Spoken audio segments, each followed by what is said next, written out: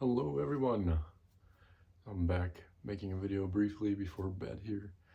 I got a message to follow my gut, and I wanted to talk tonight about um, why visualization is key, um, and really get into some more details around that, and try to give you a good idea of how you can think about visualization. So this past summer, I came up with a tool that was actually I called it VCP. And what it means, how it works, is V is visualize, C is conceptualize, and P is practice. So um, the reason visualization is so important and why visualization is the key to changing and moving in a different direction, if that's something that you're looking to do. The truth is, if it's not what you're looking to do, um,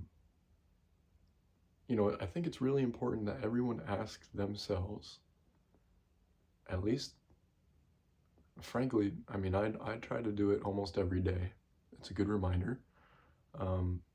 But at least once a week or once a month, ask yourself, what do you want to be able to say that you did or that you overcame and got to where you are now 5 years from now? Okay, assuming all goes well, assuming that you're not dead, really. I mean, you could be a lot of things, but as long as you're not dead, what do you want to be able to say you did in the last 5 years? And what does that look like to you? What really, where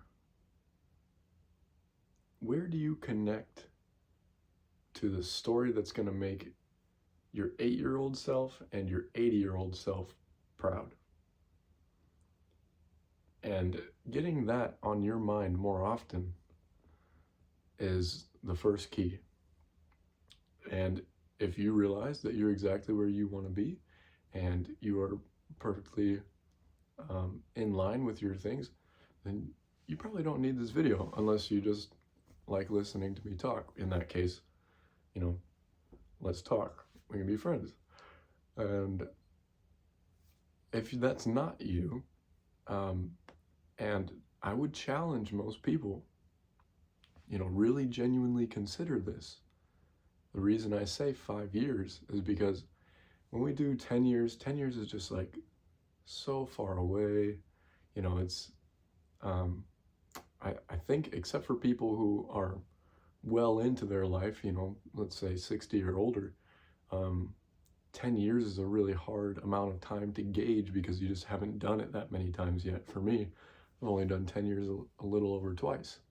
So hard to gauge what that really means.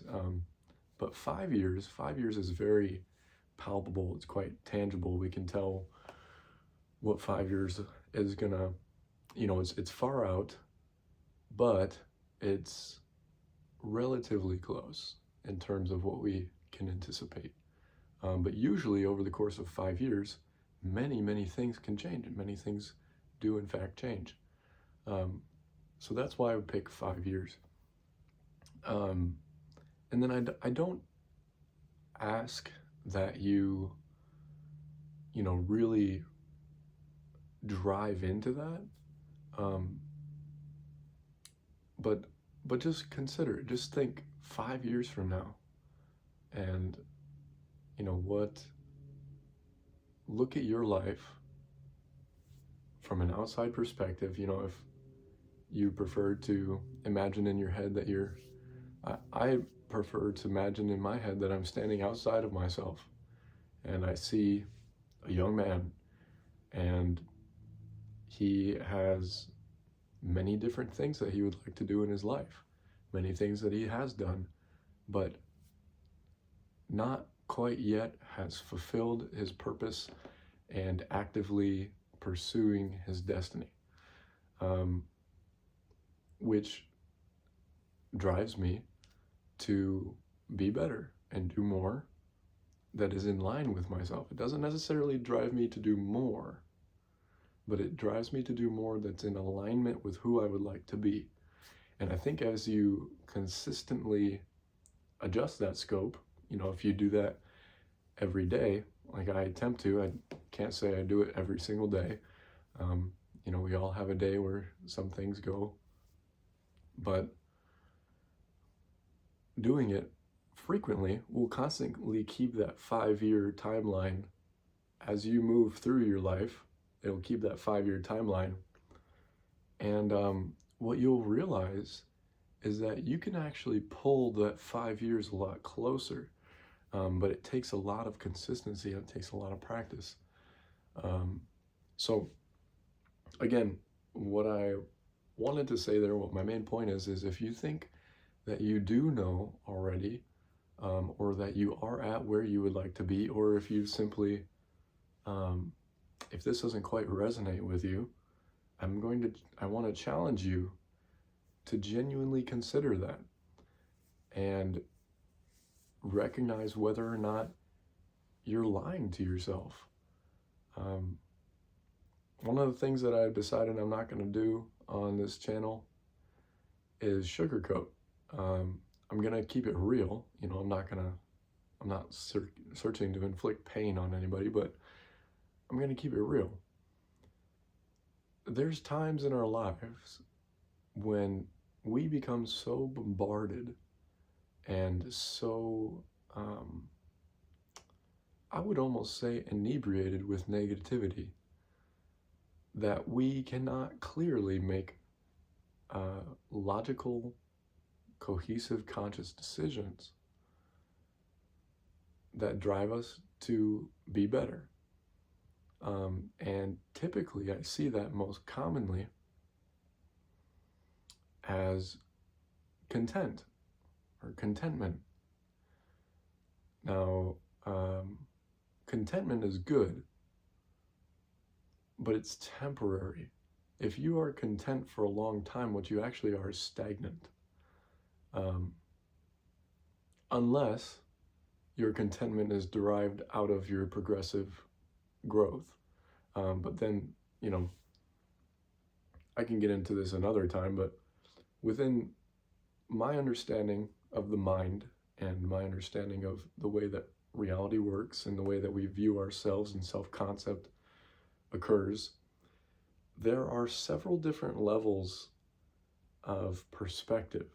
And I'd love to do a whole video simply on perspective, because there are indeed tangible relations that we have and that can be identified and help you navigate really what your mind is doing and how to perceive your mind. A lot of people live their mind, a lot of people experience their mind, but they don't know necessarily how to have authority over their mind. It's extremely crucial to understand that your mind is not you. Your mind is a tool. Your mind is, it is something that contains details and information, systems and programs that enable you to live your experience within your reality. But they are not themselves, your mind and those programs and all those things, they are not you. And I know that sounds weird, that likely sounds very strange. But it's because we, as humans, experience reality. And I've always wondered if it's just humans or if other animals experience this stuff too, but just don't communicate in to the same linguistic extent that we humans do. But that, you are your consciousness, right? You are this fundamental I am. Um, I think, therefore I am type vibe. But your mind is actually a machine. It's constantly, you know, what we understand about it, really, the way that it's most typically broken down, which fundamentally I don't necessarily agree with, but I can level on, is that a simple way to look at it is that you have your conscious mind and you have your subconscious mind. And really what that means is that your conscious mind is the part of you that actively thinks, that actively absorbs an experience. This is why I have a problem with conscious and subconscious, because it implies that you are not cognizant or to some extent experiencing the subconscious reality, which frankly doesn't make any sense. Your subconscious are things that are going on, that are inner workings that are apparently beyond your perception. The reason that is not fully coherent is because nothing that you do or know is beyond your perception. It may be beyond your sensation, but even that is arguable, because humans are not limited to their five senses. I think when we're taught, when we're young, that we have five senses is it's a bit bold to be so limiting. We quite notably have many other types of sensations. We can sense when the vibe is off. We can sense when another person is upset. We can sense when there's, you just get a feeling, or you went with your gut. Additionally, we have the capacity for imagination. We can draw up entire creations within our mind. If I were to say to you, think of a pink elephant, I'm pretty sure you could very easily picture a pink elephant. You couldn't point to where it is physically, and you would not necessarily be able to hold it or touch it or tell me in detail its dimensions and different physical values to it, but I'm certain that you can imagine a pink elephant. And just by saying that, just by saying pink elephant, two descriptive words next to one another, the mind naturally kind of falls toward that. And if you're struggling, this is interesting. I do know that it's not always simple to imagine. And I've had times where I see absolutely nothing. My mind is totally blank. And it took me a long time to recover from that. But frankly, I had to just sit down and actually let go of a lot of frustration. I was going through a lot of things that weren't allowing me. I was in a state of being that wouldn't allow me to experience the totality of myself. And I think that's where a lot of people are, frankly, because the modern individual, I believe, is subject to quite a number of stressors. Um, and if you're not subject to stressors, you perceive that you're subject to stressors. Um, and it's a vicious cycle. It's a positive feedback loop of negativity. Um, and if you allow it to control you, it's it's gonna be hard. You're gonna be managing your life. Something that I really, something for the people out there maybe that are struggling to see themselves as or determine whether or not they're where they want to be. Again, if you're content, um, look at it again 5 years from now, or say, shoot, at the end of your life. Do you want to say, yeah, I managed to live? Or do you want to be able to say, I led my life? Did you manage your life or did you lead your life? Right? It's a really important question. And all I'm here to do tonight really is get you to think slowly, deliberately, and really open up to yourself a bit more, because life can just fly by sometimes. And by no means is that what is going to bring you peace. Ultimately, if you're content, we'd like to shift that to a sense of peace and joy. I think some people think that peace and joy are almost fantasy.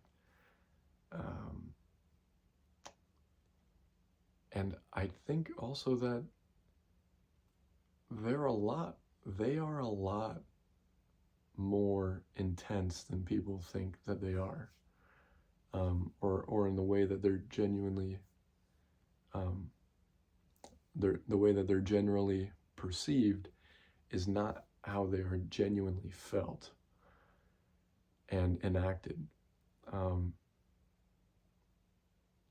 Peace is a powerful, powerful thing. Joy is an enigmatic, overwhelming dedication and liberation. And they're not light terms, but they are genuinely some of the most valuable things that we have. And so, I guess where to go from here? Let's just take a moment, let all that sink in.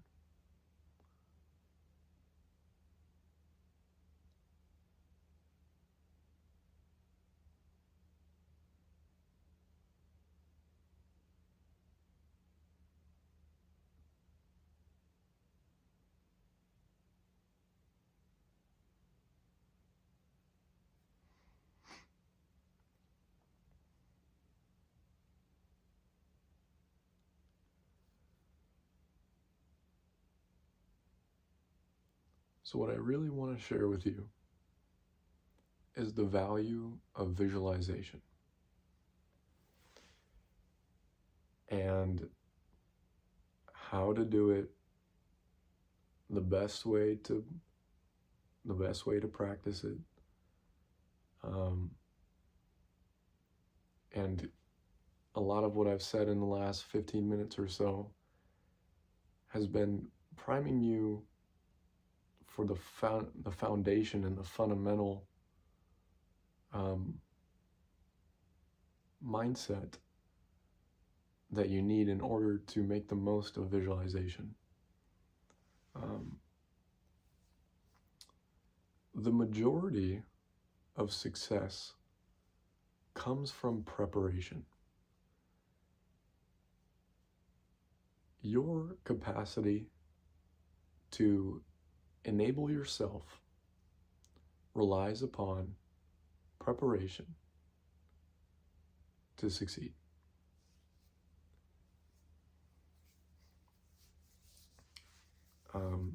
I think this is a pretty basic, this is practically common sense. It's just extremely unpracticed. It's not commonly practiced common sense. But let's say, for example, that, I don't know, something kind of simple, kind of hard.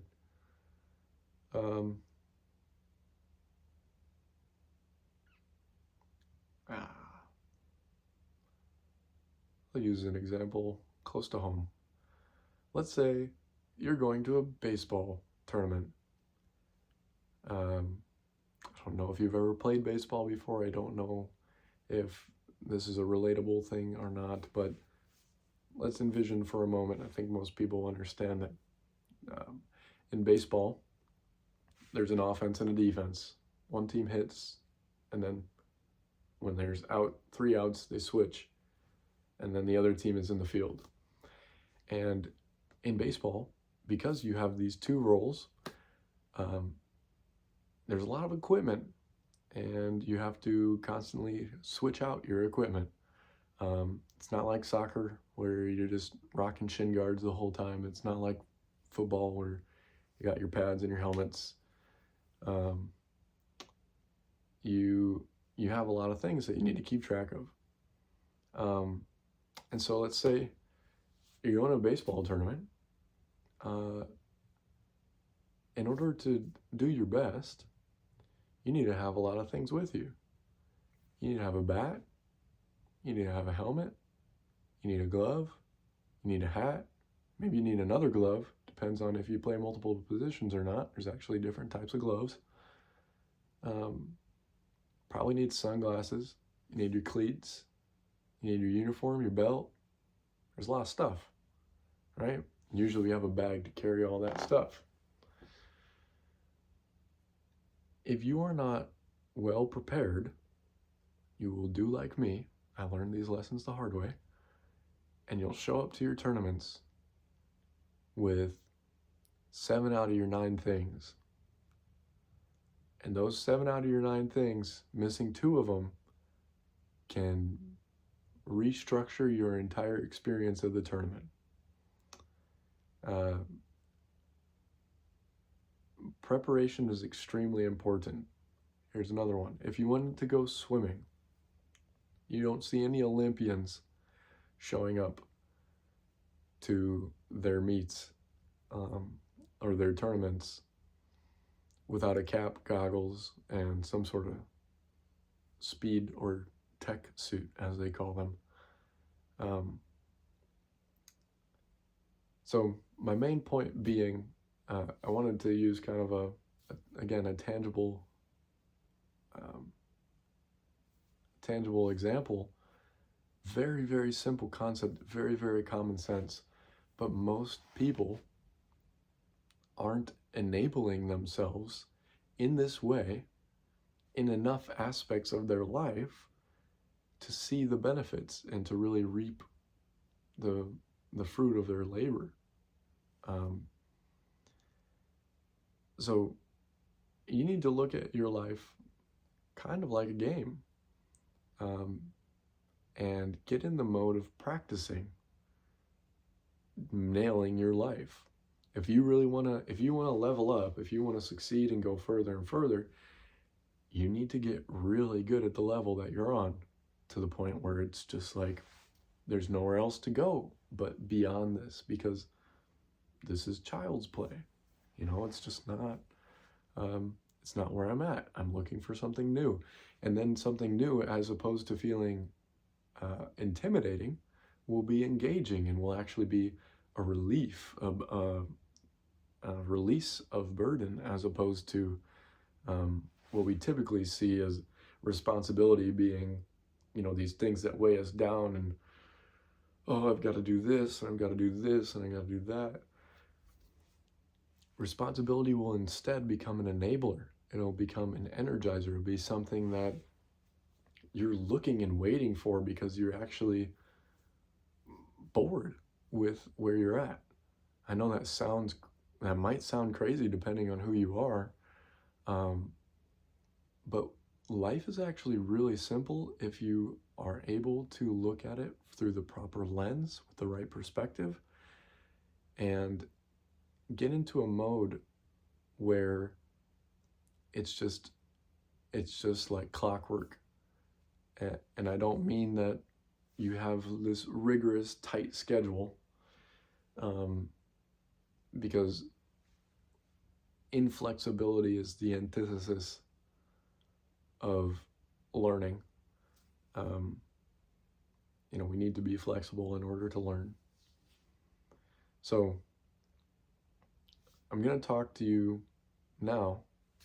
I've set the proper stage, given you all the information that I think is necessary to get to this point where I'm going to actually break into VCP, the visualize, conceptualize, and practice. And so this is a very simple process. All I ask that you do is start going through VCP on a regular basis. Whenever it comes across your mind, it's extremely simple because it typically takes only a few minutes and you can do it in your head. Like literally, you can just do it in your head. You don't have to have anything physical. All you have to have is a brain and a bit of memory, I suppose. So,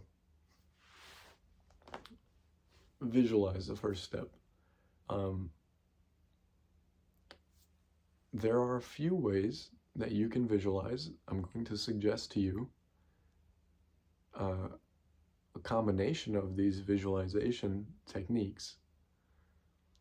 But my primary suggestion will be to you that you visualize yourself from a third-person perspective.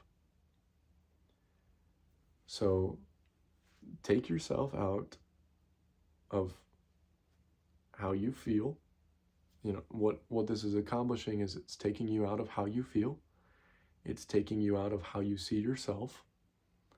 And it's giving you the opportunity to objectively observe where you're at and how you're doing. Right? And that's the benefit. We get an objective perspective. So visualization, one of the best practices is to actually step out and look at yourself based on broad facts about yourself.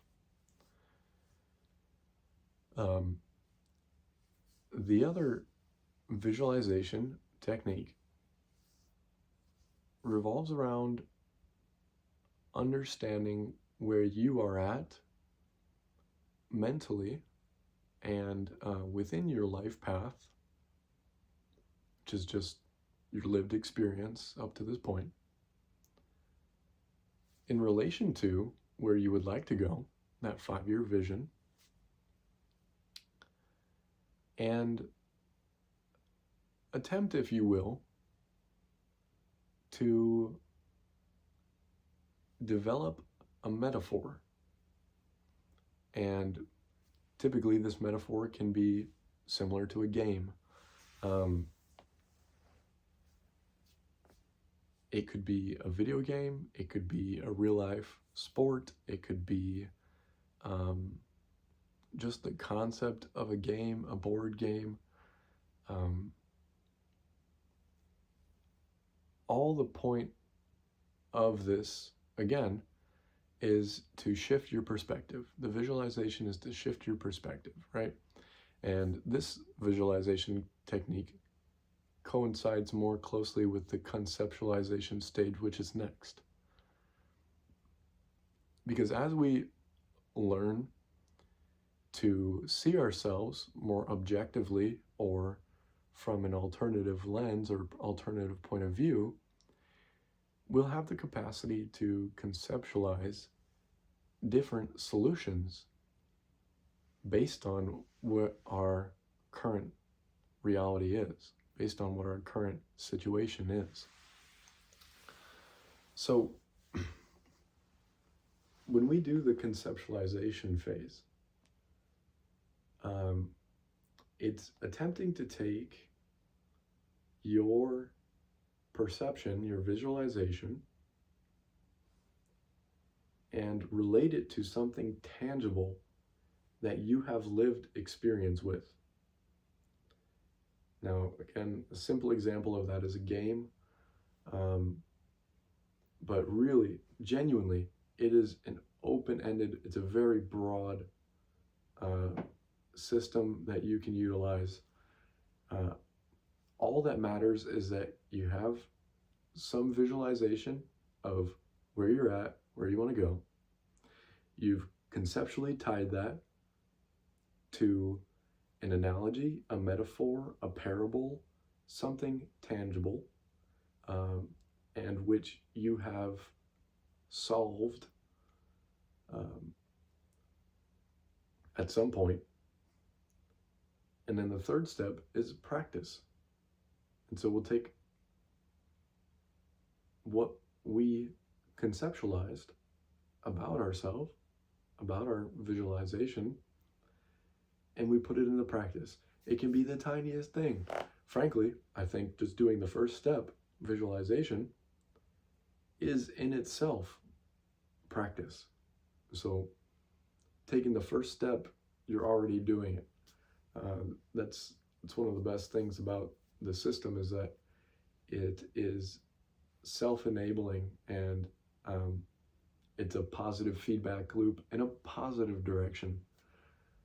And so when you do the practice, do it in little, just get comfortable, right? Get comfortable, practice, take a step here, take a step there, come back, visualize, conceptualize. This is what happened last time. Oh, that time went well, but it didn't go well because of how I felt in that moment. It went well because I did this thing, which actually was helping this other thing that made it successful. What can I do next time to fix that? Or next time to secure that? Or next time to enhance that? And tying it to a metaphor or an analogy,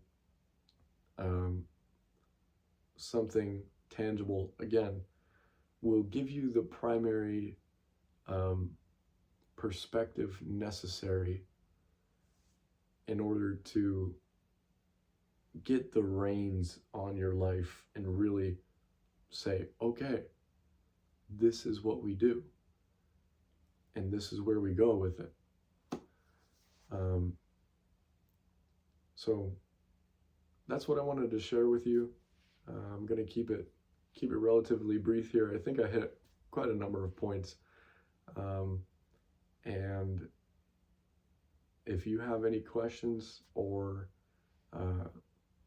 if you go ahead and try this and you have success with it, please leave a comment and let me know. It's been very helpful for me throughout my time in my life to more consistently, on a regular basis, take a step back, visualize where I'm at, compare it to where I want to be, give myself something tangible that I can relate it to, and then do one or two things that get me in the right direction to be more like what I'm looking for. And that tends to have this waterfall positive feedback loop, just bringing on more and more energy. And I hope it works for you too. Until next time.